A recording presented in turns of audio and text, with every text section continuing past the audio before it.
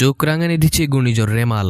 আশঙ্কা করা হচ্ছে আইলা এবং আমফানের মতো ক্ষতি হতে পারে রেমাল। 25 মের পর যে কোনো সময় আসতে পড়তে পারে ঘূর্ণিঝড়টি পশ্চিমবঙ্গ ও বাংলাদেশে আঘাত হানতে পারে বলে ইঙ্গিত দিয়েছে আবহাওয়া অধিদপ্তর। ঘূর্ণিঝড় রেমালের নামকরণ করেছে ওমান, আরবিতে যার অর্থ বালি। অবশ্য এই নামে ফিলিস্তিনে গাজা থেকে 1.7 কিলোমিটার দূরে একটি শহরও রয়েছে। এবার দিয়ে আসতে পারে সেই রেমাল, তবে কতটা ভয়াবহ হবে সেই ঝড় তা এখনো স্পষ্ট নয়। আবহাওয়া অফিস জানিয়েছে ঘূর্ণিঝড় তৈরির জন্য সাগরের পানির তলার তাপমাত্রা 26.5 ডিগ্রি সেলসিয়াস হতে হয়। কমপক্ষে 50 মিটার গভীরতা অবধি এই তাপমাত্রা থাকতে হয়।